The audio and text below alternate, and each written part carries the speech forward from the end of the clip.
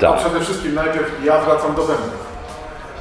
To jak Pan do tego podszedł od strony technicznej? Czy po prostu ćwiczył Pan numery, czy wrócił Pan wręcz do nie wiem, wprawek, paradigm, tego typu rzeczy? Ja musiałem się uczyć chodzić od nowa. Jak wsiadłem pierwszy raz do instrumentu, to chciałem zadzwonić do chłopaków i powiedzieć: panowie, dajcie sobie spokój, nie ma takiej możliwości. Ja w życiu nie zacznę grać. To było po pierwszym tygodniu powrotu do czegokolwiek. Naprawdę, wierzcie mi. Ja się załamałem. Ja nie wiedziałem, że aż tak źle będzie. Ja wiedziałem, że będzie źle, ale nie myślałem, że aż tak źle. I po miesiącu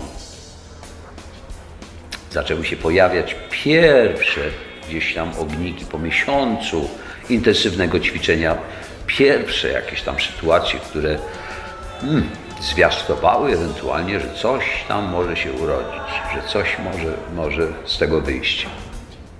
Naprawdę. Ja się przygotowywałem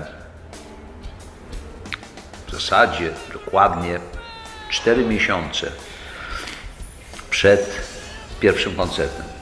I byłem przerażony. Byłem stremowany, przerażony, momentami zrezygnowany i gdyby nie moi przyjaciele, moja żona, mój szwagier, który jest lekarzem i który po prostu mnie pchał, który mi i od strony mojej psychiki i od strony moich mięśni fizycznej i od każdej strony mnie po prostu podnosił. Stał się lekarzem sportowym. Okazał się lekarzem sportowym. Ja w pewnym momencie po prostu dostałem zapalenia mięśni i popaliłem sobie mięśnie, nie mogłem w ogóle chodzić, nie mogłem wstać, nie mogłem się ruszać, nie mogłem się położyć. Po prostu tragedia. Ja zadzwoniłem, no i mówię: ratuj, bo umieram. A to było na miesiąc przed koncertem, już nie mogłem tego odwołać, wszystko poszło tak daleko, że po prostu to było niemożliwe. Musiałem udźwignąć ten ciężar, który sobie wziąłem na głowę. Żona mi mówiła: ty chyba zwariowałeś. Ja mówię: chyba tak. Na stare lata po prostu dostałem. Tak. No ale to tak jest. No cóż, ludzie dziecinnieją podobno na starość.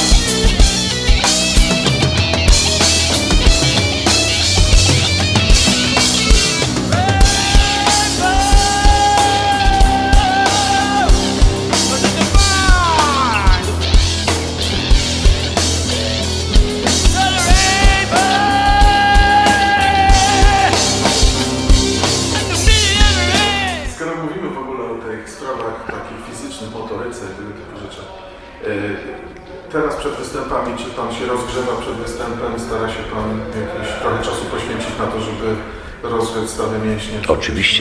Oczywiście pewne sytuacje są nie do zagrania bez rozgrzewki, bez wcześniejszej... Ma Pan jakąś taką rutynę ustaloną? Nie. Co tam przyjdzie do głowy? To jest zwykła manualna rozgrzewka mięśni. To tak jak sportowiec musi, no, być może mają jakąś rutynę. Ja generalnie nie. Znaczy muszę troszeczkę pograć szybki beat jakiś, czy szybkie po prostu tempa, żeby, bo to mięśnie zaczyna parzyć, zaczyna się po prostu wszystko palić, para leci uszami. Tak. Mówił Pan o tym, że w tych latach 60.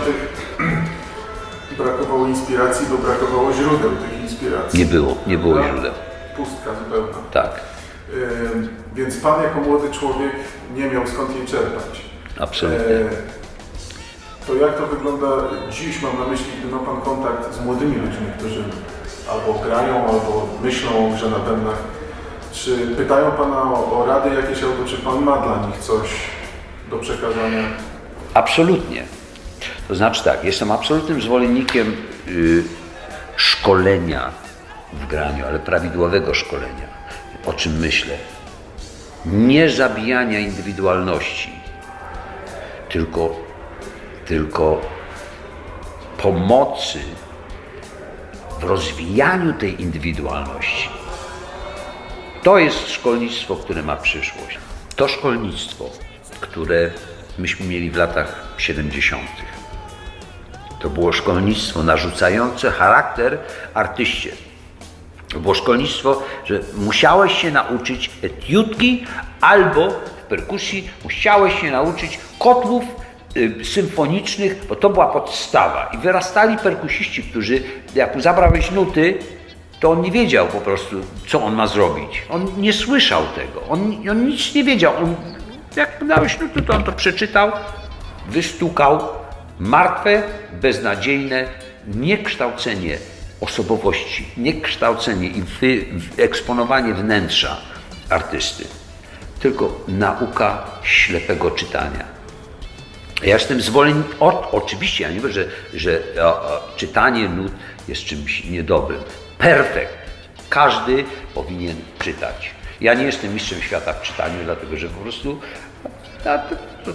tak się wychowywałem. Ja nie miałem po prostu bazy takiej, ani nauczyciela, który mi to wyłożył, który mi to pokazał, który mnie po prostu szkolił w tym kierunku. Poza tym nie było nut, nie było nic.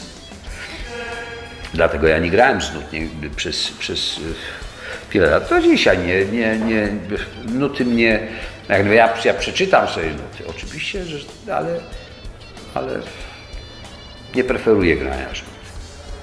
W moim przypadku. Natomiast dla młodych ludzi, którzy zaczynają swoją edukację, uczcie się czytania nut, bo to pomaga. Dzisiaj jest taka ilość materiałów i tak doskonałych materiałów szkoleniowych, że naprawdę po prostu nie dość, że to można zobaczyć na żywo, nie dość, że to jest zapisane, że to można nutkę po nutce wypracować. Daje to po prostu kolosalną możliwość technicznego opanowania instrumentu.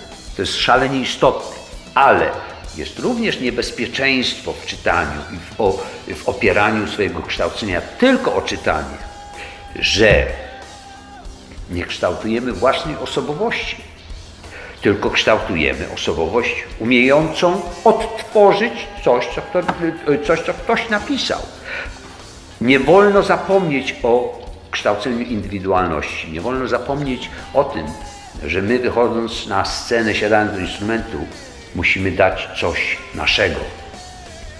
To jest strasznie ważne.